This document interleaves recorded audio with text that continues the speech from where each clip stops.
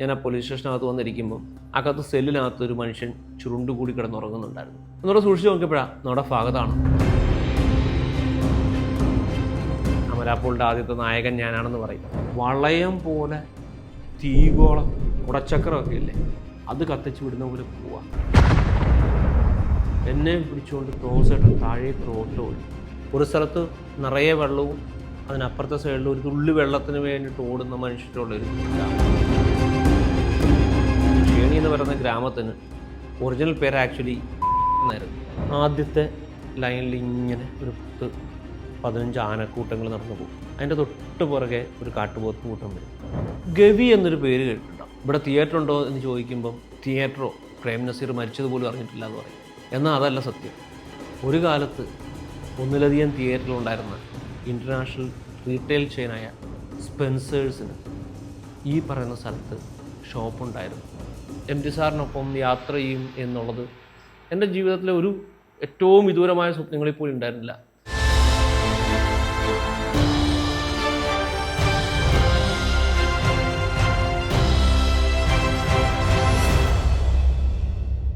Hi, എൻ്റെ പേര് Hari Nair full name. നിങ്ങൾ പലപ്പോഴും ഇപ്പോൾ ഈ കാണുന്ന പോലെ തന്നെ യൂട്യൂബ് വീഡിയോസൊക്കെ കണ്ടുകൊണ്ടിരിക്കുമ്പം നിങ്ങളുടെ മൂഡിനെ സ്പോയിൽ ചെയ്തിട്ട് കയറി വരുന്ന പല പരസ്യങ്ങളും അല്ലെ കുറച്ച് പരസ്യങ്ങളൊക്കെ ചെയ്തിട്ടുള്ളത് ഞാനാകാം. ആ പരസ്യങ്ങളെക്കാട്ടി കൂടുതലും എന്നെ ചിലപ്പോൾ അറിയപ്പെടുന്നത് സിഗ്നേച്ചർ ഫിലിംസ്, മലയാള സിനിമയിലും അല്ലെങ്കിൽ ടെലിവിഷനിലും സിഗ്നേച്ചർ ഫിലിംസ് കൂടുതൽ ചെയ്തിട്ടുള്ളതോ അല്ലെങ്കിൽ ഇൻട്രൊഡ്യൂസ് ചെയ്തിട്ടുള്ളതോ ഞാനാകും എന്നാണ് എൻ്റെ വിശ്വാസം. നീലത്താമര തൊട്ട് ഡയമണ്ട് നെക്ലസ് വരെയുള്ള കുറേ സിനിമകൾ, അതിൻ്റെയൊക്കെ സിഗ്നേച്ചർ ഫിലിംസ്. സിഗ്നേച്ചർ ഫിലിം എന്നുള്ളതൊരു കോൺസെപ്റ്റായിട്ട് നമ്മൾ ഇൻട്രൊഡ്യൂസ് ചെയ്യുന്നത് ആക്ച്വലി 2007 ഐഡിയ സ്റ്റാർ സിംഗറിൻ്റെ സമയത്താണ്. എനിക്ക് തോന്നുന്നു നജീം അർഷാദ്, ഹിഷാം, അമൃതയൊക്കെ ലൈംലൈറ്റിലേക്ക് വന്നിട്ടുള്ള ഐഡിയ സ്റ്റാർ സിംഗർ. അന്ന് ഐഡിയ സ്റ്റാർ സിംഗറിനെ ഇൻട്രൊഡ്യൂസ് ചെയ്യാൻ അതിനൊരു സിഗ്നേച്ചർ ഫിലിം വേണം എന്നുള്ള കോൺസെപ്റ്റ് ഒന്നുമല്ല, അതിൻ്റെ പ്രൊമോ വേണം. ആ പ്രൊമോ ആൾക്കാർക്ക് ഇഷ്ടപ്പെടുന്നതായിരിക്കണം, ക്യാച്ചി ആയിരിക്കണം എന്നൊക്കെയുള്ളൊരു ഡിസ്കഷൻ. അപ്പോൾ ശ്രീകണ്ഠൻ നായരാണ് ചാനൽ ഹെഡ്. അപ്പോൾ ഒരു ഡിസ്കഷനിലാണ് നമ്മളിങ്ങനെ ഒരു സിഗ്നേച്ചർ ഫിലിം എന്നുള്ളൊരു കോൺസെപ്റ്റിലേക്ക് ഞാൻ വരുന്നതും. കുറച്ച് കുട്ടികൾ മ്യൂസിക്കിൻ്റെ കുറേ എലമെൻറ്റ്സ് കടന്നു വരുന്ന ഒരു ബാക്ക് ഡ്രോപ്പിൽ. അന്ന് ഇപ്പോഴത്തെ പോലെ CGO AEO ഒന്നും വലിയ ആക്റ്റീവ് ഇത്രയും ഫെമിലിയർ അല്ല. ആ ഒരു സമയത്ത് ലൈവ് ആക്ഷനിൽ ഒരു സിഗ്നേച്ചർ ഫിലിം ഷൂട്ട് ചെയ്യുക എന്ന് പറഞ്ഞാൽ നമുക്ക് മുൻ ധാരണകളൊന്നുമില്ല. നമ്മൾ അന്ന് ബ്ലൂ മാറ്റ്, ഗ്രീൻ മാറ്റ് പോലത്തെ സ്ഥലത്തൊക്കെ നമ്മൾ ആൾക്കാരെ നിർത്തി പ്രസൻറ്റ് ചെയ്യിക്കും അല്ലെങ്കിൽ ന്യൂസ് വായിക്കും എന്നല്ലാതെ ഒരു ഫുൾ ഷോട്ടോ അല്ലെങ്കിൽ അങ്ങനൊരു ലൈവ് ആക്ഷൻ ഗ്രാഫിക്സ് ഒന്നും വന്നിട്ടില്ല. അപ്പോൾ അതിനൊരു നമുക്ക് മുൻ മാതൃകകളില്ല, ഫോളോ ചെയ്യാനൊന്നുമില്ല. പക്ഷേ അതൊരു വിശ്വാസമായിരുന്നു, നമുക്കിങ്ങനൊരു സാധനം ചെയ്തു നോക്കാം എന്നുള്ളൊരു കോൺഫിഡൻസ് നമുക്കുണ്ടായിരുന്നു. അങ്ങനെയാണ് ആ ഐഡിയ സ്റ്റാർ സിംഗർ എന്ന് അതിൻ്റെ സ്റ്റാർ സിംഗർ എന്ന് പറയുന്ന സിഗ്നേച്ചർ ഫിലിം നമ്മൾ ചെയ്യുന്നത്. അതിൽ തന്നെ അതിൻ്റെ ലൈവ് ആക്ഷൻ ഗ്രാഫിക്സും വന്നിട്ടുണ്ടായിരുന്നു. ടെംപ്ലേറ്റ്സ് ഒക്കെ വരുന്നത് പോലും നിങ്ങൾക്ക് ഓർമ്മയുണ്ടാവും. സ്ക്രീനിൻ്റെ താഴെ ആൾക്കാരുടെ പേരെഴുതി കാണിക്കുന്ന ആസ്റ്റൺ അല്ലെങ്കിൽ ആ ബാൻഡൊക്കെ വരുന്നതിന് തൊട്ട് മുമ്പായിട്ട് 2 പേര് വരുന്നു, ഡാൻസ് ചെയ്യുന്നു, അവരിൽ നിന്ന് ഒരു ഗ്രാഫിക്സ് ജനറേറ്റ് ചെയ്ത് വരുന്നു, അതിലേക്ക് പേരൊക്കെ വരുന്നു. അങ്ങനെ ആ ടെംപ്ലേറ്റ് നമ്മൾ ചെയ്യാതെ ആൾക്കാർക്ക് ഭയങ്കര കൗതുകമായിട്ട് തോന്നിയ സമയത്താണ് ഒരു പ്രോഗ്രാമിൽ തന്നെ അമൃത സുരേഷിൻ്റെ സിസ്റ്റർ അഭിരാമി ഈ ഗ്രാഫിക്സിനെ മിമിക്ക് ചെയ്തിട്ട് മോക്ക് ചെയ്തിട്ട് ഒരു പ്രോഗ്രാം ഐഡിയ സ്റ്റാർ സിംഗറിൽ ചെയ്യുന്നത്. അപ്പോൾ എനിക്ക് തോന്നുന്നൊരു നമ്മൾ ആർട്ടിസ്റ്റിനെ അല്ലെങ്കിൽ ഒരു സെലിബ്രിറ്റീസിനെ മിമിക്ക് ചെയ്യും, പൊളിറ്റീഷ്യൻസിനെ അല്ലെങ്കിൽ ഫിലിം മേക്കേഴ്സിനെയൊക്കെ നമ്മൾ മിമിക്ക് ചെയ്യുമ്പം ഒരിക്കലും നമ്മൾ വിചാരിക്കുന്നില്ല നമ്മൾ കാണിക്കുന്ന ഒരു ടെംപ്ലേറ്റ്സിനെയോ അല്ലെങ്കിൽ ഒരു സിഗ്നേച്ചർ ഫിലിമിൻ്റെ കുറച്ച് ഏരിയയൊക്കെ ആർക്കെങ്കിലും മിമിക്ക് ചെയ്യാൻ തോന്നുന്നത്. പക്ഷേ അഭിരാമി അത് മിമിക്ക് ചെയ്യും.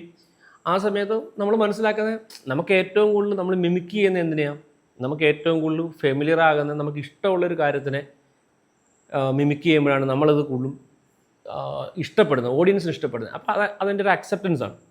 അതിങ്ങനെ എൻജോയ് ചെയ്തുകൊണ്ടിരിക്കുന്ന സമയത്താണ് എൻ്റെ ഏറ്റവും അടുത്ത സുഹൃത്താണ് സന്ദീപ് സേന. സന്ദീപിൻ്റെ ഉർവശി തിയേറ്റേഴ്സ് എന്ന് പറയുന്നത് നമുക്കെല്ലാവർക്കും വളരെ ഫെമിലിയർ ആയിട്ടുള്ളൊരു ബ്രാൻഡാണ് മലയാള സിനിമയിലെ. തൊണ്ടി മുതലിൻ്റെയും വിലായത്ത് ബുദ്ധയുടെയൊക്കെ പ്രൊഡക്ഷൻ ഹൗസ് ഉർവശി തിയേറ്റേഴ്സാണ്. അപ്പം സന്ദീപിൻ്റെ അമ്മാവനാണ് സുരേഷ് കുമാർ, ഞങ്ങളൊക്കെ സുരേഷ് അമ്മാവൻ എന്ന് വിളിക്കും. നമ്മൾ ട്രിവാൻഡ്രത്തൊരു ഒരു ദിവസം വൈകിട്ട് ഇങ്ങനെ ഇരിക്കുന്ന കൂട്ടത്തിൽ ഈ ഐഡിയ സ്റ്റാർ സിംഗറിൻ്റെ സിഗ്നേച്ചർ ഫിലിമിനെ കുറിച്ചൊക്കെ നമ്മൾ തമാശയായിട്ട് അങ്ങോട്ടും ഇങ്ങോട്ടും അങ്ങനെ ട്രോൾ ഒക്കെ ചെയ്തിട്ട് നമ്മളിങ്ങനെ തമാശ പറഞ്ഞുകൊണ്ടിരിക്കുന്ന കൂട്ടത്തിലാണ് പെട്ടെന്ന് ഞാൻ ചോദിക്കുന്നത്, നമുക്ക് നീലത്താമരയ്ക്ക് എന്തുകൊണ്ടാണ് നമുക്ക് ഇങ്ങനൊരു സിഗ്നേച്ചർ ഫിലിം ചെയ്താൽ എന്താണെന്ന് ചോദിക്കുന്നത്. അപ്പോൾ അന്നത്തെ ആ ദിവസം തന്നെ ലാൽ ജോസോടെ വരികയും ചെയ്തിട്ടുണ്ടായിരുന്നു. അപ്പോൾ ഇത് നമ്മളിങ്ങനെ സംസാരിക്കുന്നു. അങ്ങനെയാണെങ്കിൽ ഓക്കെ, നമുക്ക് നീലത്താമരയ്ക്കൊരു സിഗ്നേച്ചർ ഫിലിം ചെയ്യാം. പക്ഷേ അപ്പോൾ ലാൽ ചേട്ടൻ എടുത്ത് വെച്ചു, ഹരി എന്താ ഒരു കോൺസെപ്റ്റ് നിനക്കുള്ള? ഞാൻ പറഞ്ഞു, ചേട്ടാ എൻ്റെ അടുത്ത് കോൺസെപ്റ്റ് ഒന്നുമില്ല, ഇതൊരു ഐഡിയ, നമുക്കൊരു ഒരു തോന്നലാണ്, ഇങ്ങനൊരു തോട്ട് വന്നു, എന്ത് ചെയ്യാം എന്നുള്ളത് നമുക്കിനി ആലോചിക്കണം എന്ന് പറഞ്ഞു. ഓക്കെ, നമുക്കത് ചെയ്യാം എന്ന് നമ്മൾ മനസ്സിൽ പ്ലാൻ ചെയ്യുകയും ചെയ്തു. അങ്ങനെ നമ്മൾ ഇതിൻ്റെ ഒരു കോൺസെപ്റ്റിനെ കുറിച്ച് ആലോചിക്കുമ്പോൾ പെട്ടെന്നൊരു ദിവസം എനിക്ക് തോന്നുന്നു നമുക്ക് ഏറ്റവും കൂടുതൽ അവിടെ നമ്മുടെ USP എന്ന് പറയുന്നത് MT വാസുദേവൻ നായർ എന്ന് പറയുന്ന ലെജൻഡറി റൈറ്ററാണ്. അപ്പോഴാണ് അതിൽ നിന്ന് ഉരുത്തിരിഞ്ഞൊരു കോൺസെപ്റ്റാണ് ഹീറോയിൻ അല്ലെങ്കിൽ നീലത്താമര. ഈ നീലത്താമര എന്ന് പറയുന്ന കോൺസെപ്റ്റും അല്ലെങ്കിൽ ഹീറോയിൻ എന്ന് പറയുന്ന കുഞ്ഞിമാളു എന്ന് പറയുന്ന ഹീറോയിൻ, ഇതും ഇതിൻ്റെ റൈറ്റർ MT വാസുദേവൻ നായരും തമ്മിൽ എങ്ങനെ കൂട്ടിമുട്ടുന്നു, കണ്ടുമുട്ടുന്നു, അല്ലെ അവർക്ക് തമ്മിൽ എന്തെങ്കിലും പറയാനുണ്ടോ എന്ന് പറയുന്ന ഒരു കോൺസെപ്റ്റ് നമുക്ക് ഇംപ്ലിമെൻറ്റ് ചെയ്യാം എന്നെനിക്ക് തോന്നി. അതെല്ലാവർക്കും ഇഷ്ടപ്പെടുകയും ചെയ്തു. അതിൽ നിന്നാണ് ഇപ്പോൾ നമ്മൾ കേട്ടുകൊണ്ടിരിക്കുന്ന നീലത്താമര എന്നുള്ള സോങ് ഡെവലപ്പായി വരുന്നതും. വളരെ രസകരമായിട്ട് വയലാർ ശരത്ചന്ദ്രവർമ്മ അത് ലിറിക്സ് എഴുതുകയും നമ്മളെല്ലാവരും കൂടെ കോഴിക്കോടിരിക്കുന്നിട്ട് ഒരു ദിവസം വിദ്യാസാഗർ അതിന് മ്യൂസിക് കൊടുക്കുകയൊക്കെ ചെയ്തു. നമ്മൾ പറഞ്ഞു വന്നിട്ട് ഇത് ഒരു സിനിമാ കഥയോ ബിഹൈൻഡ് ദ സീനോ ഒന്നുമായിട്ട് നിങ്ങൾ തെറ്റിദ്ധരിക്കേണ്ട. സാൻഡോടെ ട്രാവലിസ്റ്റ ഓഡിയൻസിന് എപ്പോഴും നമുക്ക് വേണ്ടത്, നിങ്ങൾക്ക് കേൾക്കേണ്ടത് യാത്രയുടെ കഥകളായിരിക്കാം.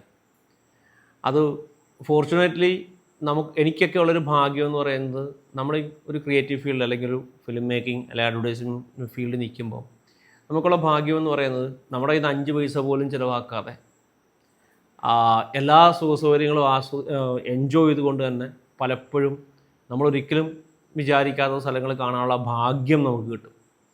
ഒരു മൂവി മേക്കറെയോ ഒരു ആർട്ട് ഫിലിം മേക്കറെയൊക്കെ സംബന്ധിച്ച് ഏറ്റവും വലിയ ഭാഗ്യങ്ങളിലൊന്നതാണ്.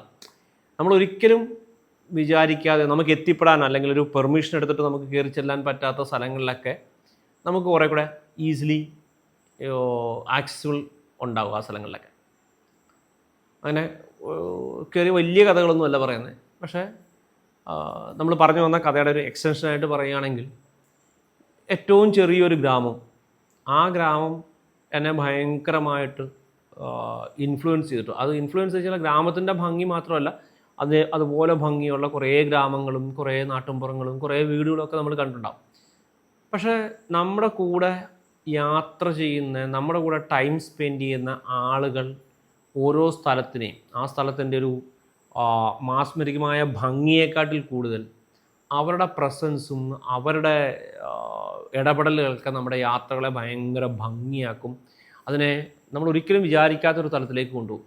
തുടങ്ങി വെച്ചത് അതുകൊണ്ടായിരുന്നു നീലത്താമരയുടെ കാര്യം.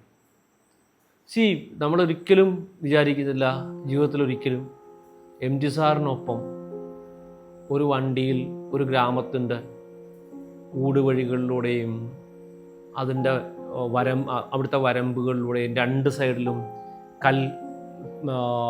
ചെങ്കല്ല് കെട്ടി തിരിച്ച ഇടവഴികളിലൂടെയും അതിലെല്ലാം നിറയെ പച്ചപ്പായലും പച്ചപ്പായലെല്ലാം വെള്ളത്തുള്ളികളൊക്കെ പിടിച്ചെടുക്കുന്ന ഒരു ഗ്രാമത്തിലൂടെ നമ്മൾ ഒരിക്കലും MT സാറിനൊപ്പം യാത്ര ചെയ്യും എന്നുള്ളത് എൻ്റെ ജീവിതത്തിലെ ഏറ്റവും വിദൂരമായ സ്വപ്നങ്ങളിപ്പോഴും ഉണ്ടായിരുന്നില്ല. പക്ഷെ അത് സംഭവിച്ചു. അത് ഈ പറഞ്ഞ പോലെ സിനിമ കൊണ്ടുതന്നൊരു ഭാഗ്യമാണ്. നമുക്കെല്ലാവർക്കും അറിയാത്തൊരു കാര്യമാണ്, നീലത്താമരയുടെ കഥ എന്ന് പറയുന്നത് ഇപ്പം 2009 നടന്നൊരു കഥയല്ല, അതൊരു ഫ്ലാഷ് ബാക്ക്, വർഷങ്ങൾക്ക് മുമ്പ് നടന്നൊരു കഥയാണ്. അപ്പം അതുപോലത്തെ ഗ്രാമം, അതേ ഗ്രാമം അല്ലെങ്കിൽ അതുപോലത്തെ വീടുകൾ, ഓടിട്ട വീടുകൾ, ഒറ്റപ്പാലം, പാലക്കാട് ഏരിയകളിലൊക്കെ നമ്മൾ കാണുന്ന പഴയ തറവാടുകൾ, അങ്ങനത്തെയൊക്കെ തറവാടുകളിലേക്ക് വേണം, അങ്ങനത്തെ ഒരു അറ്റ്മോസ്ഫിയറിൽ വേണം നമുക്ക് ഈ കഥ പറയാൻ. അതിനകത്ത് യാതൊരു വിധത്തിലുള്ള കോംപ്രമൈസും ചെയ്യാത്ത ലാൽ ജോസിനെ പോലത്തെ ഒരു ഡയറക്ടറും സന്ദീപിനെയും സുരേഷ് മാനെയും പോലുള്ള പ്രൊഡ്യൂസേഴ്സ്, പിന്നെ ഏറ്റവും മുന്നിൽ അതിനെല്ലാത്തിനും മാർഗദർശിയായിട്ട് നിൽക്കുന്ന MT സാർ. അപ്പോൾ ഒരിടത്ത് പോലും നമ്മൾ കോംപ്രമൈസ് ചെയ്യാൻ നമുക്ക് പറ്റില്ല. അങ്ങനെ എനിക്ക് തോന്നുന്നൊരു ഒരു മാസത്തോളം നമ്മളതിന് ലൊക്കേഷൻ ട്രെക്കിങ് നടത്തിയിട്ടുണ്ട്. അങ്ങനെ കണ്ടെത്തിയ വീടാണ് ആനക്കര വടക്കത്തെന്ന് പറയുന്ന വീട്. ഈ ക്യാപ്റ്റൻ ലക്ഷ്മിയൊക്കെ ജനിച്ച് വളർന്ന് അത്രയും വലിയൊരു പെഡിഗ്രി ഉള്ളൊരു വീട്. ആ വീട്ടിലാണ് കുഞ്ഞുമാളു വന്നു കയറുന്നത്, ഹരിദാസിൻ്റെ വീട്. ആ കഥകൾ മുഴുവൻ സംഭവിക്കുന്ന അവിടെയാണ്. ആനക്കര വടക്കത്ത് വീട് കുറച്ചുകൂടെ നമുക്ക് എളുപ്പം കിട്ടിയെങ്കിലും വലിയൊരു ബുദ്ധിമുട്ടുണ്ടായിരുന്ന കാര്യം എന്ന് പറയുന്നത് അതിനകത്തെ ഇൻട്രോ സീൻ, അല്ലെങ്കിൽ ആ സിനിമയിലെ ഏറ്റവും പ്രധാനപ്പെട്ട കഥ നടക്കുന്ന അമ്പലം, അതായത് നീലത്താമര വിരിയുന്ന അമ്പലക്കുളമുള്ള അമ്പലം.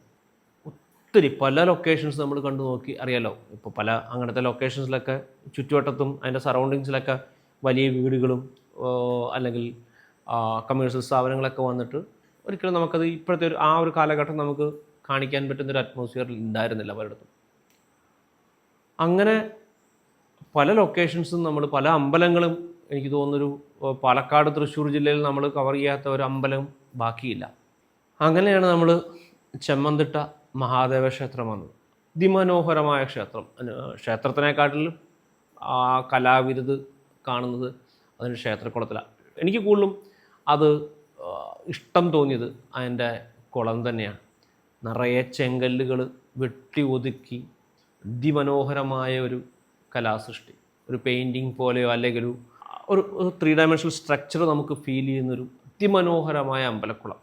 അവിടെയാണ് നീലത്താമരയുടെ intro scene, first scene shoot ചെയ്യുന്നത്. അതിനകത്തൊരു കോമഡി ഉണ്ട്. നിങ്ങളിപ്പം എന്നെ അറിയുന്നതോ അറിയാത്ത ആൾക്കാർ ഒന്ന് നീലത്താമര മൂവി ഒന്നെടുത്ത് നോക്കിയാൽ ആ നീലത്താമര മൂവിയിലെ ഓപ്പണിംഗ് സീൻ എന്ന് പറയുന്നത് തുടങ്ങുന്നത് എൻ്റെ പോയിൻ്റ് ഓഫ് വ്യൂലാണ്. എൻ്റെ പോയിൻ്റ് ഓഫ് വ്യൂ എന്ന് പറയുന്നത് തമാശ പറഞ്ഞ് അത് റിപ്പോർട്ട് ചെയ്യാൻ വന്നിരിക്കുന്നത്, നീലത്താമര വിരിയുന്നത് റിപ്പോർട്ട് ചെയ്യാൻ വന്നിരിക്കുന്ന സീനിലാണ് സിനിമ തുടങ്ങുന്നത്. അമലാപ്പോൾ റിപ്പോർട്ടറും ഞാൻ അമലാപ്പോളിൻ്റെ ക്യാമറമാനുമായിട്ടാണ് സിനിമ തുടങ്ങുന്നത്. അപ്പം ഞാൻ ചുമ്മാ തമാശയായിട്ട് പറയും, അമലാപ്പോളിൻ്റെ ആദ്യത്തെ നായകൻ ഞാനാണെന്ന് പറയും. ഫൺ. നീലത്താമരയിലെ ഓർമ്മകൾ വളരെ നനുത്ത ഓർമ്മകളാണ്. കാരണം ഷൂട്ട് ചെയ്തത് ജൂൺ ജൂലൈ മാസത്തിൽ കോരിച്ചൊരിയുന്ന മഴയത്താണ്. പകലും രാത്രിയും എല്ലാം മഴ. എനിക്ക് തോന്നുന്ന സിനിമയിലെ പാട്ടുകൾ മുഴുവൻ എടുത്തിരിക്കുന്ന റിയൽ മഴയിലാണ്. എന്നാൽ അതേ പ്രൊഡക്ഷൻ ഹൗസും അതേ സൗഹൃദ വലയത്തിനകത്തും പിന്നെ നമുക്കുണ്ടായൊരു സിനിമയാണ് തൊണ്ടിമുതൽ.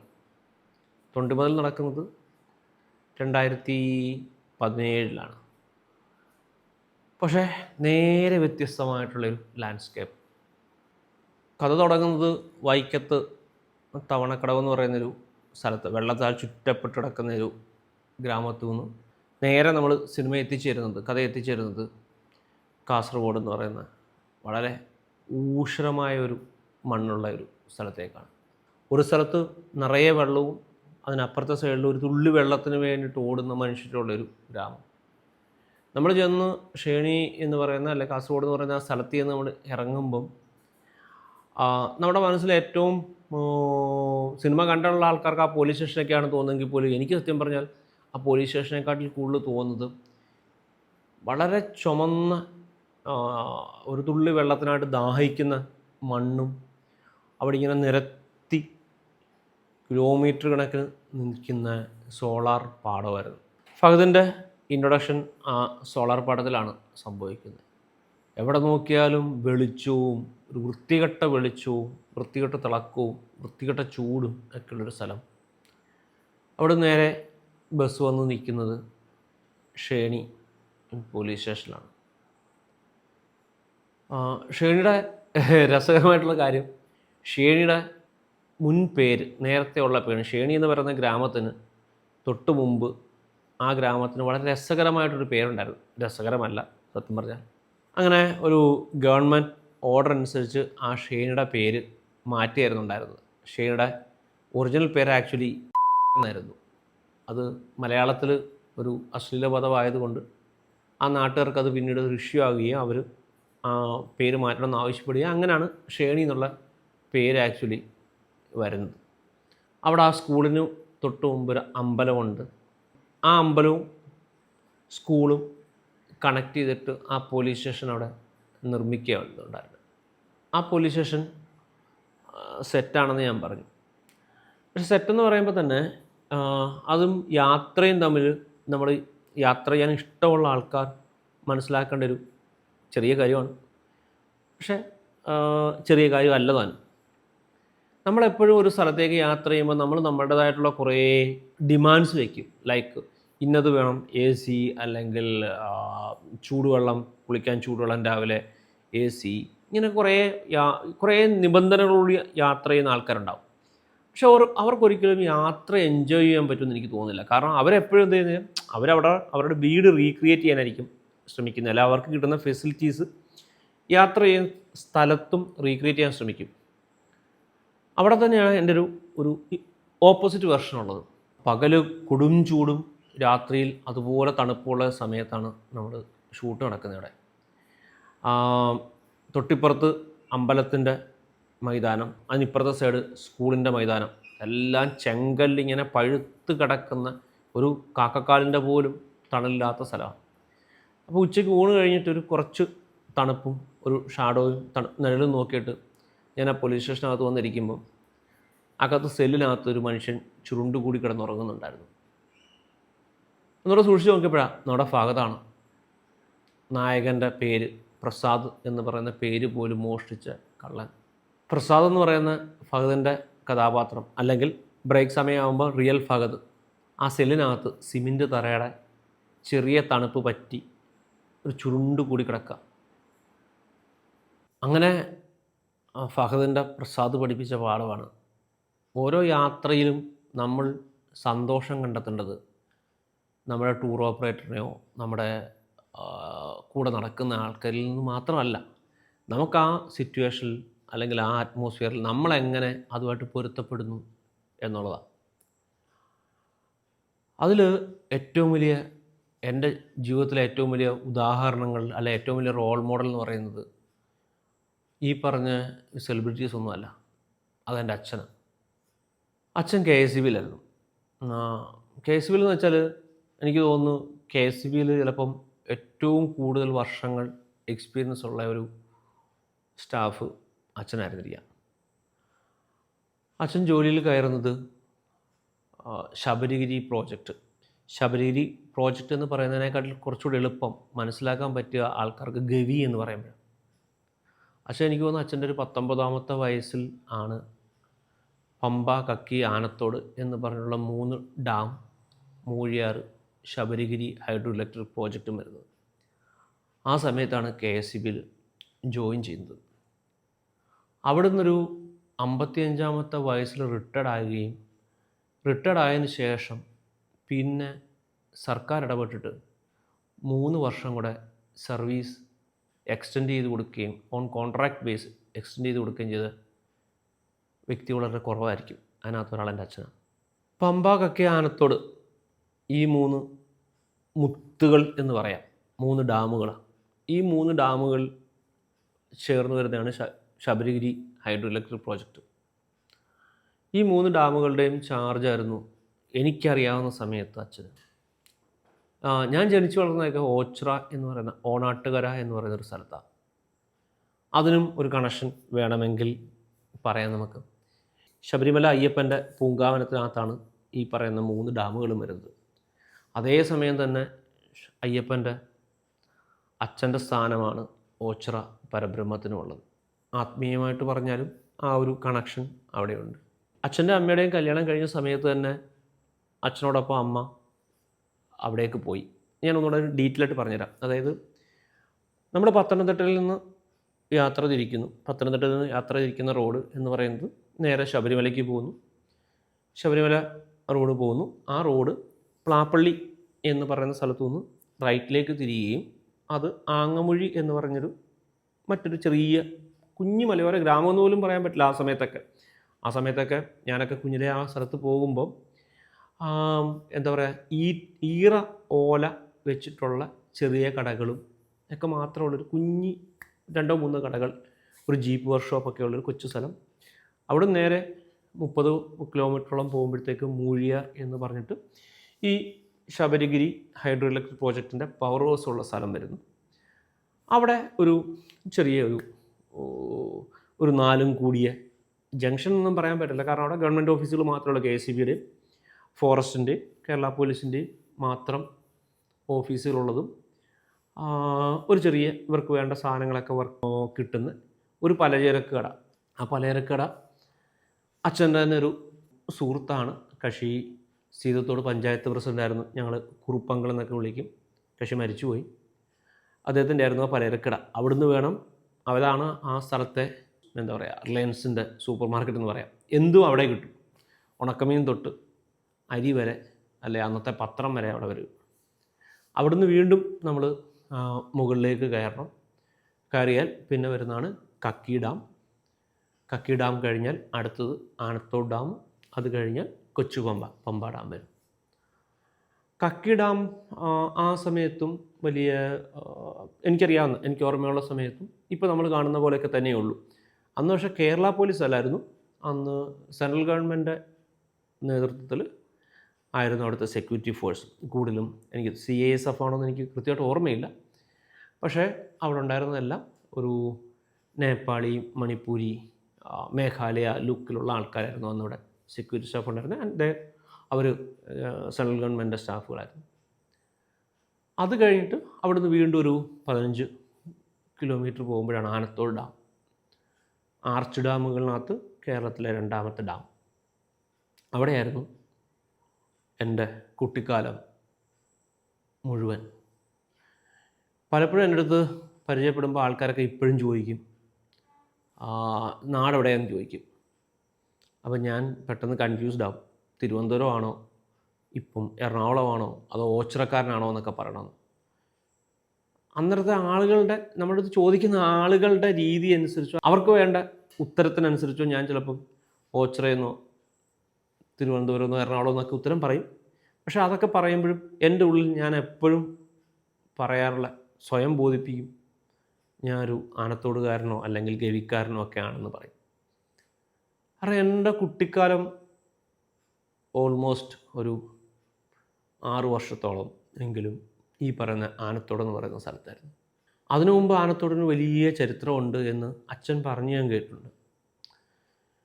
ഈ ഡാമിൻ്റെ കൺസ്ട്രക്ഷൻ നടക്കുന്ന സമയം എനിക്കറിയത്തില്ല, ഇപ്പോൾ നമ്മൾ ഈ കഥ പറയുമ്പോൾ ഇത് ആൾക്കാർക്ക് വിശ്വാസയോഗ്യമാവൂ എന്നുള്ളത്.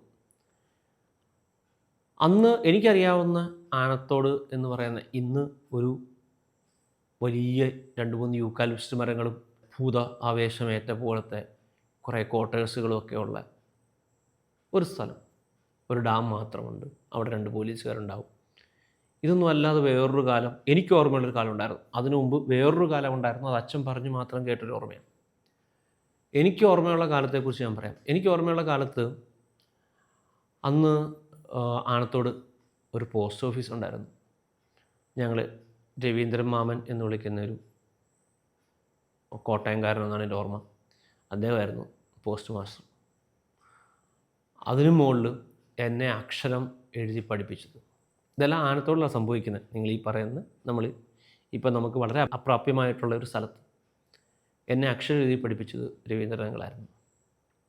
എനിക്ക് ഓർമ്മയുള്ളൊരു സമയത്തൊരു 70-75 പേരോളം താമസിക്കുന്ന ഒരു സ്ഥലമായിരുന്നു ആനത്തോട്. KSEBയുടെയും ഫോറസ്റ്റിൻ്റെയും പോലീസിൻ്റെയും സ്റ്റാഫുകളായിട്ടും പിന്നെ ഡേവിഡ് എന്ന് വിളിക്കപ്പെടുന്ന ഡേവിഡ് ഏട്ടൻ എന്ന് നമ്മൾ പറയുകയൊക്കെ ചെയ്യുന്ന ഒരാളുടെ ഒരു ചെറിയ ചായക്കടയും ഒരു 10-15 പോത്തുകളും പശുക്കളും ഒക്കെയുള്ള ഒരു മനുഷ്യൻ. ഈ പോത്തുകൾ തന്നെ ഓരോ ദിവസവും മാറിക്കൊണ്ടിരിക്കും. ചില ദിവസം കാട്ടിൽ പോകുന്ന പോത്ത് അല്ലെങ്കിൽ പശുക്കളോ തിരിച്ചു വരുമ്പോൾ പ്രസവിച്ച് ഒരു കുട്ടിയായിട്ടായിരിക്കും വരിക. അല്ല ചിലപ്പോൾ കാട്ടിൽ പോകുന്ന ഒരെണ്ണം പുലിയോ കടുവയോ പിടിച്ചിട്ട് ആ അംഗസംഖ്യ കുറഞ്ഞിട്ട് വരും. ഡേവിഡിൻ്റെ കടയിലാണ് ആദ്യമായിട്ട് ഞാൻ ഗുണ്ട് ബോണ്ട കാണുന്നത്.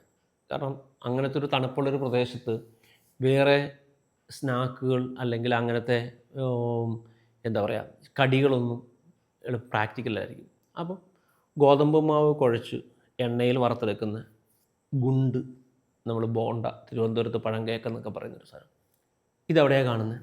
ഇന്ന് നമ്മൾക്ക് അറിയാവുന്നത് ഗവി എന്നാണെങ്കിൽ അന്ന് ഈ 3 സ്ഥലങ്ങളിൽ ഏറ്റവും പ്രധാനവും ഏറ്റവും പ്രാധാന്യവും ഏറ്റവും കൂടുതൽ ആൾക്കാർ താമസിച്ചുകൊണ്ടിരുന്നതും ആനത്തോടായിരുന്നു. എനിക്ക് ഓർമ്മയുണ്ട് അച്ഛൻ്റെ ക്വാർട്ടേഴ്സ്, ഒരു ആനത്തോട് ഏറ്റവും ടോപ്പിലുള്ള ക്വാർട്ടേഴ്സ്, ഒരു സിംഗിൾ ക്വാർട്ടേഴ്സ്, അതിൻ്റെ മുന്നിലൊരു റോസാ ചെടിയുണ്ട്. ഒരു തെങ്ങിൻ തടിയോളം വലിപ്പമുള്ള തടിയുള്ള വ്യാസമുള്ളൊരു റോസാ ചെടി, നിറയെ ബൊയ്ഗൻവില്ല പൂക്കൾ പോലെ നിറയെ റോസാ ചെടി പൂത്ത് നിൽക്കുന്ന ഒരു റോസ് ചെടിയല്ല, റോസ് മരം എന്ന് പറയാം. അവിടുന്ന് താഴോട്ടിറങ്ങി ഞങ്ങൾ രവീന്ദ്രനാഥടുത്ത് പോയിട്ട് ഞാനും എൻ്റെ പെങ്ങളും അക്ഷരം എഴുതാൻ പഠിക്കുകയും തൊട്ട് ഇപ്പുറത്ത് തന്നെ അച്ഛൻ്റെ സുഹൃത്ത് തങ്കപ്പ മാമൻ എന്ന് വിളിക്കും, അവിടെ ഹേമന്ത്, വസന്ത് എന്ന് പറഞ്ഞ 2 കൂട്ടുകാർ, ഇതൊക്കെ ചേർന്നിട്ട് ഭയങ്കര രസകരമായ ഒരു, ഏറ്റവും ശുദ്ധമായ ആഹാരവും ഏറ്റവും ശുദ്ധമായ മത്സ്യവും, ഡാമിൽ നിറയെ മത്സ്യങ്ങളാണ്. എന്നും വൈകിട്ടും അല്ലെങ്കിൽ ഉച്ചയ്ക്കോ ഈ അച്ഛൻ്റെ സഹപ്രവർത്തകരോ അല്ലെങ്കിൽ ആ നാട്ടിൻപുറമല്ല, കാട്ടുപ്രദേശത്തുള്ള ആരെങ്കിലും കൊണ്ടുവന്ന് തരുന്ന കുയിൽ, ബെൻസ്, കാർപ്പ്, ഇതുപോലത്തെ പേരുള്ള വലിയ മത്സ്യങ്ങൾ, ചിലതൊക്കെ ഡാമിൽ നിന്ന് പിടിച്ചുകൊണ്ടിരുന്ന മത്സ്യത്തിനൊക്കെ ഒരു 15 കിലോ വെയിറ്റൊക്കെ ഉണ്ടാകുന്ന മത്സ്യങ്ങളുണ്ടാകും.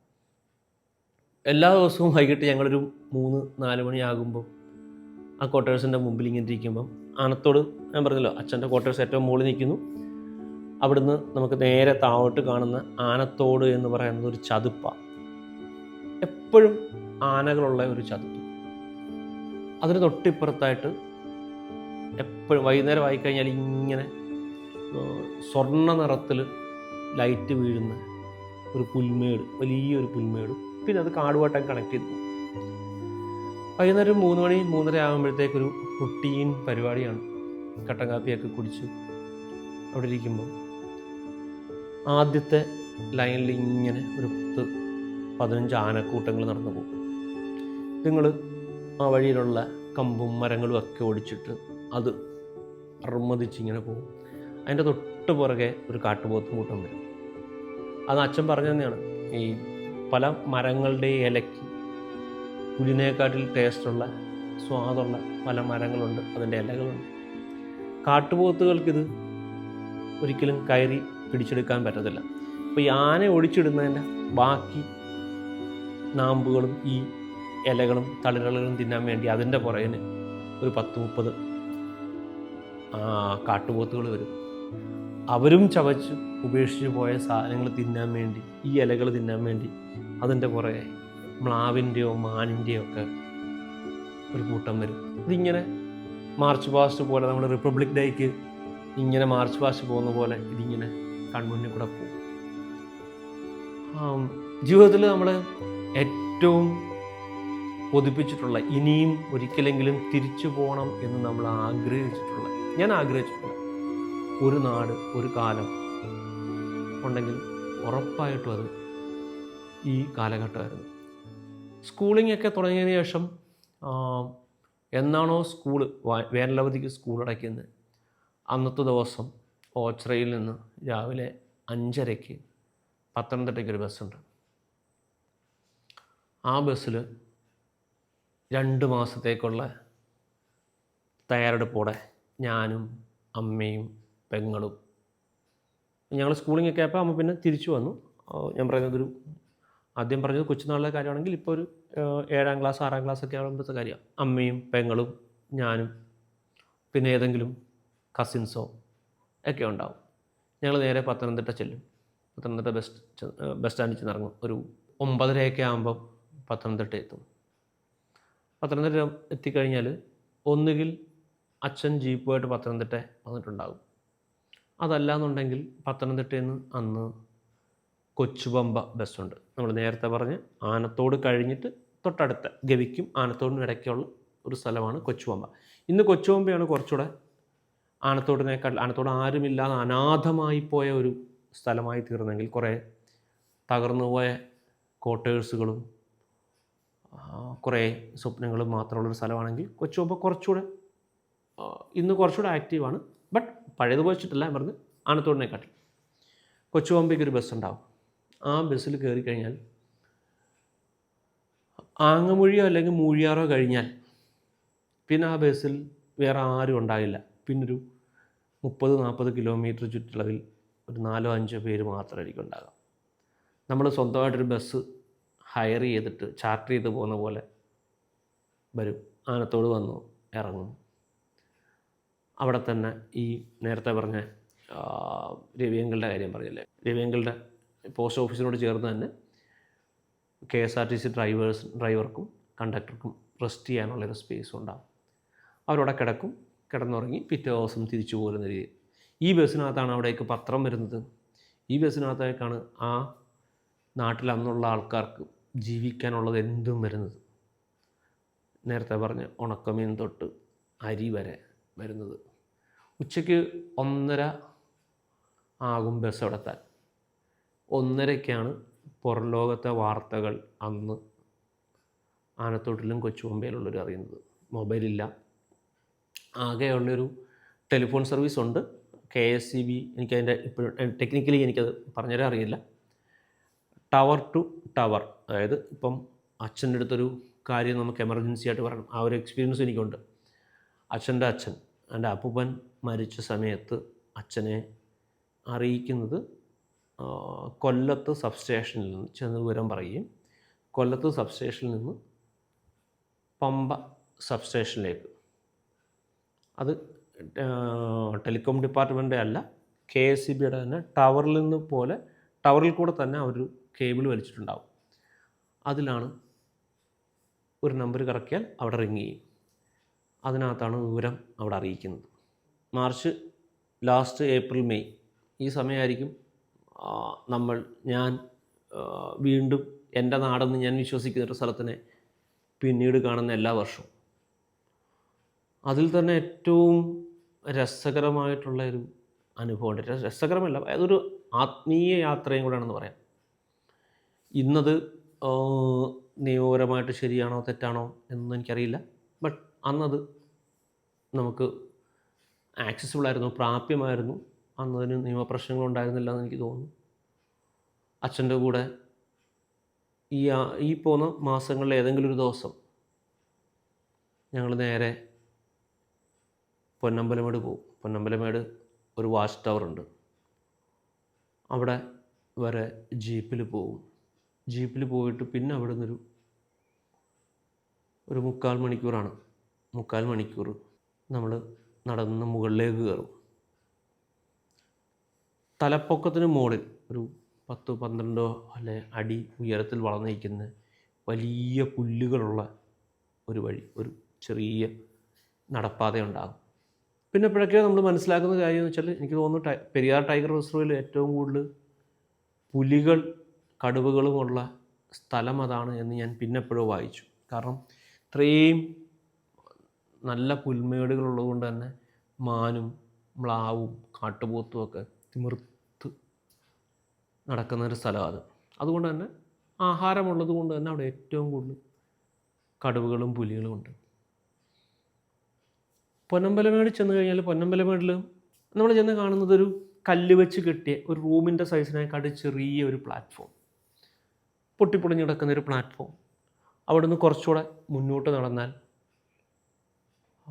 നല്ല തെളിഞ്ഞ വെള്ളമുള്ളൊരു ചെറിയ കുളം. പക്ഷെ ആ കുളം അന്ന് കൽപ്പടവുകളുണ്ടായിരുന്നു, അതായത് താനേ ഉണ്ടായി വന്നതല്ല, ആരോ നിർമ്മിച്ചതാണ്. അത് ആദിവാസികളോ നമുക്ക് പേരറിയാത്ത, നമുക്ക് മുന്നോട്ട് വന്ന ഏതോ ഒരു തലമുറ നിർമ്മിച്ച ഒരു കുളമായിരിക്കും. അവിടെ നേരെ നമ്മൾ താഴോട്ട് നോക്കിയാൽ കാണാവുന്നത് നല്ല തെളിഞ്ഞ ക്ലൈമറ്റിലാണെങ്കിൽ അയ്യപ്പനെ കാണാം, കൊടിമരം കാണാം, അമ്പലം കാണാം. എപ്പോഴും വർഷത്തിലൊരിക്കലെങ്കിലും അച്ഛൻ്റെ കൂടെ അങ്ങനെ പൊന്നമ്പലമേട്ടിൽ പോയിട്ടുണ്ട്. അവിടെ പോയി വിളക്ക് കത്തിച്ചിട്ട് തിരിച്ചു പോരുമ്പോൾ എനിക്ക് പലപ്പോഴും തോന്നും നമ്മൾ മൂകാംബിയെ പോകുമ്പോൾ കുടജാദ്രി പോകുന്നത് പോലത്തെ ഒരു ഫീൽ.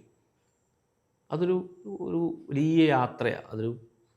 നമ്മളെ ആത്മീയമായിട്ട് ഭയങ്കരമായി തൊടുകയും നമ്മൾ പ്രകൃതിയെ തൊടുകയും ഒക്കെ ചെയ്യുന്ന, ഏറ്റവും അവസാനം ഏറ്റവും മുകളിൽ ചെന്നിട്ട് അയ്യപ്പനെ കണ്ടിട്ട് തൊഴുത് നമ്മൾ തിരിച്ചിറങ്ങി പോരുകയും അതിലുപരി നമുക്ക് കിട്ടുന്നൊരു പ്രിവിലേജ് പോലും ഞാനതിനകത്ത് എൻജോയ് ചെയ്തിട്ടുണ്ട്. കാരണം മറ്റാർക്കും ആക്സസ് ഇല്ലാത്തൊരു സ്ഥലത്ത് നമ്മൾ ചെന്നെത്തുന്നു. അത് നമ്മൾ ജീവിതകാലം മുഴുവൻ നമുക്ക് ഓർത്തിരിക്കാനുള്ളൊരു ഓർമ്മയാകുന്നു. അതൊക്കെ അത് അത് ഓർക്കുമ്പോൾ ഇപ്പോഴും നമുക്ക് അന്ന് എന്താണോ ഞാൻ അനുഭവിച്ചത് അതെനിക്ക് ഇന്നും ഫീൽ ചെയ്യാറുണ്ട്. അതിൽ നമുക്ക് കിട്ടുന്നൊരു സംതൃപ്തി അല്ലെങ്കിൽ നമുക്ക് കിട്ടുന്നൊരു എനർജി ഉണ്ട്. ആ എനർജി നമുക്കൊരാളടുത്ത് പറഞ്ഞ് മനസ്സിലാക്കി കൊടുക്കാൻ പറ്റുമെന്ന് എനിക്കറിയില്ല. കാരണം നമ്മൾ പറയുന്നൊരു കാര്യം ഒരാൾക്ക് എക്സ്പീരിയൻസ് ചെയ്യണമെങ്കിൽ അവർക്കവിടെ പോകാൻ പറ്റണം. ഇന്നത്തെ ഒരു പുതിയ കാലഘട്ടത്തിൻ്റെ പുതിയ നിയമങ്ങളും പുതിയ ഫോറസ്റ്റ് നിയമങ്ങളും അല്ലെങ്കിൽ വിശ്വാസം അനുസരിച്ചുള്ള പല മാറ്റങ്ങളും വന്നതിന് ശേഷം എനിക്ക് തോന്നുന്നു പബ്ലിക്കിനവിടെ ഇന്ന് എത്തിപ്പെടാൻ ഒട്ടും സാഹചര്യമില്ല. ചിലപ്പം KSEBിലെയോ ഫോറസ്റ്റിലെയോ പോലീസിലെയൊക്കെ ഒഫീഷ്യൽസിന് അവിടെ പോകുന്നുണ്ടാവും, അവർ വിളക്ക് എത്തിക്കുന്നുണ്ടാവും, അവർ തൊഴുന്നുണ്ടൊക്കെ ഉണ്ടാവും. എനിക്ക് തോന്നുന്നു ഇപ്പോൾ KSEBിക്ക് പോലും അവിടെ പ്രവേശിക്കാനുള്ള അനുമതി ഇല്ല എന്ന് തോന്നുന്നു. ഗവി എന്നൊരു പേര് കേട്ടിട്ടുണ്ടോ? എനിക്ക് തോന്നുന്നു മലയാളികൾ ഗവി എന്നൊരു പേര് കേൾക്കാൻ തുടങ്ങിയത് സുഗീതിൻ്റെ ഓർഡിനറി എന്ന് പറഞ്ഞ സിനിമ വന്നതിന് ശേഷം. ബിജുചേട്ടനും ചാക്കോച്ചനും ഭയങ്കര രസകരമായി കൊണ്ടും കൊടുത്തും അഭിനയിച്ചൊരു സിനിമ. ആ സിനിമയിലൊരു ഡയലോഗുണ്ട്, ബിജുചേട്ടനും ചാക്കോച്ചനും തമ്മിൽ പറയുന്ന ഡയലോഗ്. ഇവിടെ തിയേറ്റർ ഉണ്ടോ എന്ന് ചോദിക്കുമ്പം തിരിച്ച് മറുപടി പറയുന്നു, തിയേറ്ററോ, ഇവിടെ പ്രേം നസീർ മരിച്ചതുപോലും അറിഞ്ഞിട്ടില്ല എന്ന് പറയും. പക്ഷേ അതല്ല സത്യം.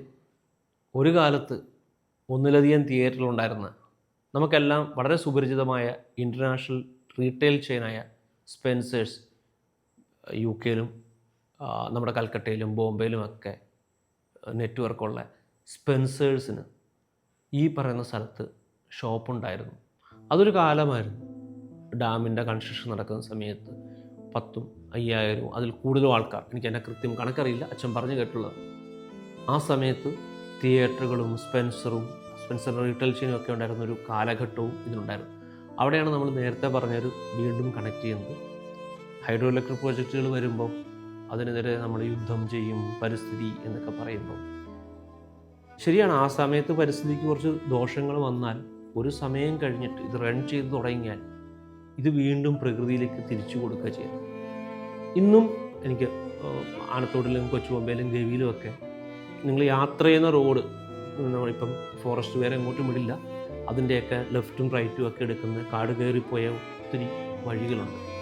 ആ വഴികളിലെല്ലാം ഒത്തിരി ആളുകൾ, ഒരു നിരവധിയായിട്ടുള്ള ആൾക്കാർ, എൻ്റെ അച്ഛനും അമ്മയും അടക്കമുള്ള ആൾക്കാർ അവരുടെ ജീവിതം തുന്നിപ്പിടിപ്പിച്ചതും അവർ രമിച്ചതും അവർ സ്വപ്നം കണ്ടതും അവർ കൂടുകൂട്ടിയതുമായിട്ടുള്ള ഒത്തിരി ക്വാർട്ടേഴ്സുകൾ, വീടുകൾ എന്ന് പറയുന്നില്ല, ഒത്തിരി ക്വാർട്ടേഴ്സുകൾ, അവരുടെ സ്വപ്നങ്ങൾ, അവർ കണ്ട ഭാവനകളൊക്കെയുള്ള ആ ഭാവനകളിലൊക്കെ എപ്പോഴോ എവിടേക്കോ നമ്മൾ ഭാഗവാക്കായി എന്ന് ഇന്ന് ഓർക്കുമ്പോൾ എനിക്ക് തോന്നുന്നില്ല, എനിക്കത് വിവരിച്ചു തരാൻ പറ്റുമെന്ന് എനിക്ക് തോന്നുന്നില്ല. എനിക്ക് പറയാവുന്നതിൻ്റെ മാക്സിമം രീതിയിലാണ് ഞാൻ നിങ്ങളുടെ അടുത്ത് എക്സ്പ്ലെയിൻ ചെയ്യുന്നത്. അതൊരു ഫീലാണ് ഇന്നും നമുക്ക് മറക്കാൻ പറ്റാത്ത, നമ്മളിങ്ങനെ ചേർത്ത് പിടിക്കുന്ന ഒരു കൊച്ചുപമ്പ, ഗവി, ആനത്തോട്. ഇപ്പം സുഗീതിൻ്റെ സിനിമയിൽ ഗവി കാണിക്കുന്നെങ്കിൽ അതല്ല യഥാർത്ഥ ഗവി, അതല്ലായിരുന്നു ഗവി, അത് ചീറ്റ് ചെയ്തിട്ട് സിനിമയുടെ ഷൂട്ടിൻ്റെ സൗകര്യത്തിന് വേണ്ടി ചെയ്തതാണ്. പക്ഷേ ഗവി, ആനത്തോട് എന്ന് പറയുന്ന സ്ഥലത്തൊരു സിനിമ ഷൂട്ട് ചെയ്തിട്ടുണ്ട്, അരക്കള്ളൻ മുക്കാക്കള്ളൻ എന്ന് പറയുന്നൊരു സിനിമ. അതിനകത്ത് വിരലൊന്നില്ലെങ്കിലും വീരനല്ലെങ്കിലും ഭർത്താവ് നിങ്ങൾ മതി എന്ന് പറയുന്നൊരു പാട്ടുണ്ട്. ആ പാട്ട് ഷൂട്ട് ചെയ്തത് ആനത്തോടാണ്, ഈ പറയുന്ന ഗവിയിലാണ്. കുട്ടിക്കാലത്തെ കഥകളല്ലേ നമുക്കിപ്പോഴും എനർജി തരുന്നത്. അത് പലതും കഥകൾ ആണോ അല്ലെങ്കിൽ സത്യമായിരുന്നോ എന്നൊക്കെ നമ്മൾ പിന്നെ എപ്പോഴെങ്കിലും ഇരുന്ന് ആലോചിക്കാറുണ്ട്. അതേപോലത്തെ കഥകളാണ് എനിക്ക് ഗവിയെക്കുറിച്ചും ഉള്ളത്. ഞാൻ നേരത്തെ പറഞ്ഞ തിയേറ്ററിൻ്റെ കാര്യം, അല്ലെങ്കിൽ അരക്കള്ളൻ മുക്കാക്കള്ളൻ സിനിമയുടെ കാര്യം, സ്പെൻസേഴ്സിൻ്റെ കഥയൊക്കെ അത് ഞാൻ നേരിട്ട് കണ്ടിട്ടുള്ള, അച്ഛൻ പറഞ്ഞു തന്നിട്ടുള്ള കഥകളാണ്. പക്ഷേ അതിന് ശേഷമുള്ള കഥകൾ, ഒരു 85 ശേഷമുള്ള കഥകൾ എല്ലാം ഞാൻ നേരിട്ട് കണ്ടതും ഞാൻ അനുഭവിച്ചതുമായിട്ടുള്ള ഗവിയും ആനത്തോടും കൊച്ചുപൊമ്പയൊക്കെ തന്നെയാണ്. അതിൽ കുറേ നമ്മൾ ഓർത്തു വയ്ക്കുന്ന കുറേ മനുഷ്യരുമുണ്ട്, സ്ഥലങ്ങൾ പോലെ തന്നെ.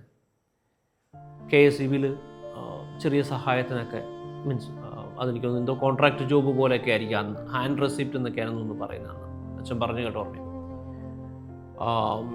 സീതത്തോട് എന്ന് പറയുന്ന സ്ഥലത്തു നിന്ന് വരുന്നത്, എനിക്ക് അയാളുടെ പേരറിയില്ല, സ്നേഹിതൻ എന്നാണ് എല്ലാവരും വിളിക്കുന്നത്, പൂച്ചക്കണ്ണുള്ളൊരു മനുഷ്യൻ.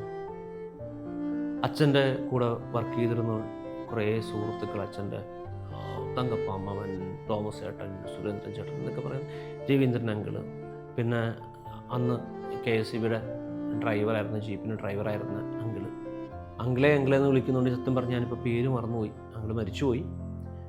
അങ്കിളുടെ പേരെന്തായാലും ഞാനൊന്ന് ഓർത്തെടുക്കും, എന്നിട്ട് ഞാൻ ഈ ഇതിന് കമൻ്റായിട്ടിടും.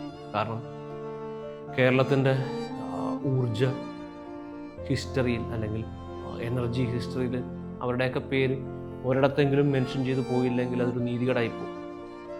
അത് ഓർത്തെടുക്കാം. എന്നെ ഏറ്റവും കൂടുതൽ കാട് കാണിച്ചു തന്നിട്ടുള്ള ദിവസങ്ങളാണ്.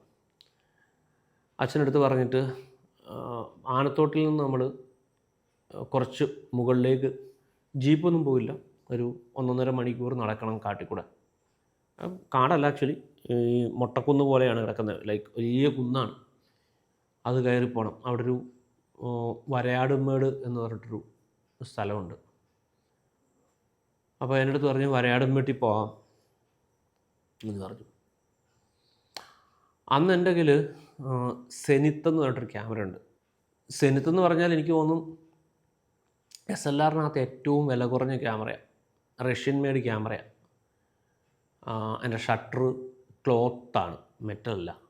അതുകൊണ്ട് പെട്ടെന്ന് പൂപ്പൽ പിടിക്കുകയും ഫംഗ്സ് പിടിക്കുകയൊക്കെ ചെയ്യും. അതുകൊണ്ട് ഏറ്റവും വില കുറഞ്ഞ ക്യാമറകളിലൊന്നാണ്. അന്ന് എൻ്റെ ക്യാമറയുണ്ട്. പക്ഷേ ലെൻസ് നല്ല പവർഫുൾ ലെൻസാണ്. അപ്പം എനിക്ക് തോന്നുന്നൊരു ഞാൻ +1 +2 ഒക്കെ പഠിക്കുന്ന സമയമായിരിക്കാം. അങ്ങനെ ഞങ്ങൾ ഒരു ദിവസം ഉച്ചയ്ക്ക് ഞാനും തോമസും കൂടെ അച്ഛൻ്റെ അടുത്ത് പറഞ്ഞിട്ട് നേരെ വരയാടുംപടി കയറി ഒരു മണിക്കൂറൊക്കെ നടന്ന് ഏറ്റവും പീക്ക് എത്തി. അവിടെ നേരെ താഴേക്ക് വളരെ സ്റ്റീപ്പായിട്ടുള്ളൊരു സ്പേസാണ്, നിറയെ വരയാടുകൾ കാണാൻ പറ്റുന്നൊരു സ്ഥലം. അന്നിടത്ത് വലിയ ലെൻസ് ഓപ്ഷൻസ് ഒന്നുമില്ല, ഒരു 82 റേഞ്ചിലൊക്കെ ഉള്ള ഏതൊരു ലെൻസാണ് ഉള്ളത്, ഒരു ടെലി ലെൻസാണ് ഉള്ളത്. അപ്പം ആടുകളെ കാണുന്നുണ്ട്. പക്ഷേ ലൈറ്റ് ഇങ്ങനെ സ്റ്റീപ്പായിട്ടുണ്ട്, അവിടെ ലൈറ്റിംഗ് കണ്ടീഷൻ കുറച്ച് കുറവാണ്. സെനിത്ത് ഉപയോഗിച്ചവർക്കറിയാം വലിയ എക്സ്പോഷർ കിട്ടത്തില്ല ക്യാമറയ്ക്ക്. അപ്പം അതെടുത്ത് പറ്റുന്ന പോലെ 2 ഫോട്ടോയൊക്കെ എടുക്കണം എന്നൊക്കെ വിചാരിച്ചിട്ട് നമ്മൾ ഫോട്ടോ എടുത്ത് തുടങ്ങി. പെട്ടെന്ന് ഇടി വെട്ടുക. അപ്പം നമ്മൾ ഈ പോകുന്നത് ആക്ച്വലി ഫയർ ലൈൻ എന്ന് പറയും. അതായത് KSEBിയുടെ കാട്ടിക്കൂടെ പോകുന്ന വലിയ ടവറുകളുണ്ടല്ലോ, കറണ്ട് വരുന്ന വലിയ ടവറുകളുടെ താഴെ കൂടെ ഫയർ ലൈൻ തെളിക്കും. അതായത് കാട്ടുതീ പടരാതിരിക്കാനും അതേസമയം തന്നെ ഈ ടവറിൽ വേറെ മരങ്ങൾ ചുറ്റിയും അല്ലെങ്കിൽ വള്ളിപ്പടപ്പുകൾ ചുറ്റിയും മെയിൻ്റനൻസ് ഒന്നും നടക്കാത്ത രീതിയിലാകാതിരിക്കാൻ വേണ്ടി ഫയർ ലൈൻ തെളിക്കും. വലിയ ടവറാണ് ഇപ്പോൾ. അതെനിക്ക് തോന്നുന്നു അവിടുന്ന് നേരെ പത്തനംതിട്ട വരികയും അവിടുന്ന് സബ് സ്റ്റേഷനുകളിലേക്ക് പോവുകയും കോട്ടയത്തേക്കും പത്തനംതിട്ടയിലേക്കൊക്കെ വരുന്ന സബ് സ്റ്റേഷനിലേക്ക് പോകുന്ന ലൈനാണ്. പെട്ടെന്നൊരു ഇടി വെട്ടുകയും തോമസ് ചേട്ടൻ എടുത്ത് പറഞ്ഞു മോനെ വാന്നും പറഞ്ഞിട്ട് എന്നെ പിടിക്കുകയും കൂടെ ചെയ്യാം. അപ്പോൾ ഞാൻ പെട്ടെന്ന് കാണുന്നതെന്ന് പറഞ്ഞാൽ ആ ഉച്ച സമയത്ത് ഒരു 3:30-4 മണി സമയത്ത് ഈ വലിയ ടവറിൽ കൂടെ അതിൽ കൂടെ പോകുന്ന വലിയ ഇലക്ട്രിക് ലൈനിൽ കൂടെ വളയം പോലെ തീഗോളം ഇങ്ങനെ റൗണ്ട് ചെയ്ത് നമ്മൾ എന്താ പറയുക കുടച്ചക്രമൊക്കെ ഇല്ലേ, അത് കത്തിച്ച് വിടുന്ന പോലെ പോവുക. എന്നെ പിടിച്ചുകൊണ്ട് തോമസേട്ടൻ താഴേക്ക് ഓട്ടോ ഈ അതിങ്ങനെ നമുക്കറിയാം, ഇത് ലൈനിൽ കൂടി ഇങ്ങനെ കമ്പി കൂടെ നമുക്കിങ്ങനെ കാണാം, ലൈനിൽ കൂടി ഇങ്ങനെ തീ പാഞ്ഞു പോകുന്നു. എങ്ങനെയൊക്കെയോ ഓടി 10-20 മിനിറ്റ് കൊണ്ട് അങ്ങോട്ട് കയറിപ്പോൾ 1.5 മണിക്കൂർ എടുത്തെങ്കിൽ അതിനൊക്കെ എവിടെയോ ഈ ഇടി കൂടുന്ന സമയത്ത് എവിടെയെങ്കിലും നമുക്കൊരു താഴ്ച കിട്ടുന്ന സ്ഥലത്താണെങ്കിൽ അവിടെ എന്നെ പിടിച്ചുകൊണ്ട് കക്ഷി അമ്മിയിരിക്കുകയും ഒക്കെ ചെയ്ത് ഓടി താഴെ ഇറങ്ങി വരികയും, അത് എന്താ പറയുക, ഇത്രയും നല്ല ഓർമ്മകൾ നമ്മൾ ഗവിയെക്കുറിച്ചിട്ട് പറയുമ്പോൾ പേടിപ്പിക്കുന്ന ഒരു ഓർമ്മയായിട്ട് ഇന്നും അത് ഞാൻ ഓർക്കാറുണ്ട്. തോമസ് ചേട്ടനെ ഓർക്കാറുണ്ട്. കോട്ടയത്ത് എവിടെയോ ഉണ്ട് തോമസ് ചേട്ടൻ, കണ്ടിട്ട് കുറേ നാളായി. എൻ്റെ സുഹൃത്തുക്കൾക്ക് എൻ്റെ സ്റ്റാറ്റസ് അല്ലെങ്കിൽ വാട്സാപ്പിനകത്തോ അല്ലെങ്കിൽ വാട്സാപ്പ് ഗ്രൂപ്പുകൾക്കൊക്കെ എപ്പോഴും കാണുന്നൊരു വാക്കുണ്ട്, 3F എന്ന് പറഞ്ഞിട്ട് ഞാൻ ഇടാറുണ്ട്. 3F ഫിലിം, ഫോറസ്റ്റ്, ഫ്രണ്ട്സ്, ചിലപ്പോൾ അത് 4F ഇടാറുണ്ട്, ഫുഡ് കൂടെ ആഡ് ചെയ്തിട്ട്. നമ്മളെ ഏറ്റവും കൂടുതൽ ജീവിതത്തിൽ പ്രചോദിപ്പിച്ചിട്ടുള്ള, നമ്മുടെ ജീവിതം മുന്നോട്ട് കൊണ്ടുപോകുന്നതിനകത്ത് നമ്മളെ ഒരു ഒരു ഒരു നമ്മളെ ചാലകശക്തി എന്നൊക്കെ പറയുന്ന പോലെ നമ്മളെ മുന്നോട്ട് കൊണ്ടുപോയിട്ടുള്ള 3-4 വാക്കുകളിലൊന്നാണിത്. അതിൽ ഫിലിം ഡെഫിനറ്റ്ലി നമ്മളെ യാത്ര ചെയ്യാനും സ്ഥലങ്ങൾ കാണാനും ബാക്കിയുള്ളതിനെക്കാട്ടി കുറച്ചുകൂടെ നമുക്ക് കാര്യങ്ങൾ ഈസിലി അല്ലെങ്കിൽ ഒരു സ്ഥലം പോകാനും കാണാനും ഒക്കെ നമ്മളെ സഹായിച്ചിട്ടുണ്ട്. ഡെഫിനറ്റ്ലി ഫുഡ്, യാത്രയെന്ന് പറയുന്നത് ഡെഫിനറ്റ്ലി അത് ഫുഡുമായിട്ടും കൂടെ കണക്ട് ചെയ്യും. കാരണം കാഴ്ചകൾ പോലെ തന്നെ നമ്മളത് ആ സ്ഥലങ്ങളിലെ ആഹാരങ്ങൾ എൻജോയ് ചെയ്യും, ആ സ്ഥലത്തെ പുതിയ ടേസ്റ്റുകൾ എൻജോയ് ചെയ്യും. പിന്നെ ഫോറസ്റ്റ്,